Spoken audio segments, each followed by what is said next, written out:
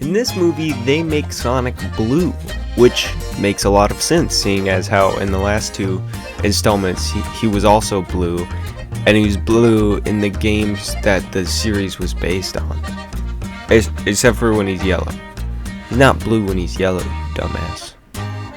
Sonic 3 is full of confusing plot twists like this, and if you're smart enough to keep up like me, well, you might actually get an amazing story of loss, sorrow, and a black hedgehog who's different than he's different than the blue hedgehog, but because he's got a stripe of Markiplier hair and he wants to kill everyone. Sonic the Hedgehog universe can also be classified as hot guy heaven, with Jim Carrey playing both Jim Carrey's character and also Jim Carrey's character's grandpa. Boyoyoyoyoing? He actually pulls this off really stupidly well. Why is the acting always on fucking point in these movies? It's Sonic. You don't have to go that crazy. This dude came out of retirement to give the performance of a lifetime, and he killed it. Keanu Reeves also did incredible, but he fits the role of a god-powered rodent so well that I kind of didn't even know. I didn't really notice he was playing a role. Artistically, it's also beautiful. There's so much depth in these characters' expressions and other good things, because while I would love to sit here and give the art all the praise, I think the true masterpiece here lies within the story.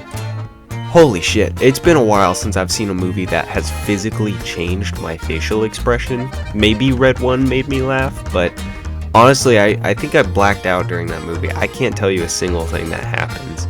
And I frowned through the entirety of Wicked, so this movie actually made my face smile and frown and go all around town, and that alone is a sign that a movie is doing a great job.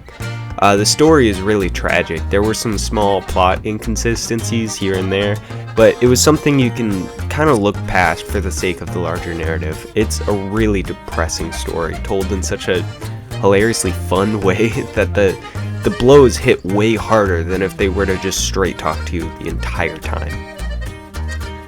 Time for evil time. This fucking rat creature will not shut the hell up. It makes me lose what few marbles remain. Konnichiwa? Sonic, I'm gonna skin you alive and make a pair of boots. Every single word out of his mouth is a joke that just misses the mark. This movie's story, it was better than the other three in the trilogy. I think this movie was the best in the trilogy, but the blue rat was also more insufferable than ever before. I think they felt the need to offset the dark, depressing story with just a barrage of jokes. And while Egg Dude, he did that really well, I think they also know that Jim Carrey can't keep coming out of retirement to carry the franchise, and eventually they'll have to rely on this little abomination to make all the jokes. So the other movies, in summary, are nothing like this. The second one was a joke, and the first one was also kind of a big joke. So for this one to stay joking while delivering such a hard story makes it all the more impressive that they actually pulled it off.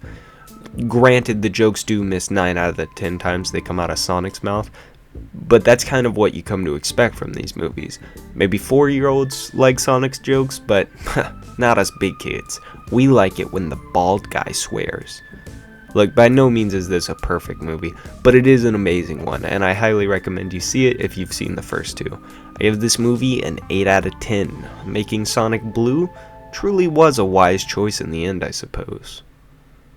Subscribe, please, please. Please.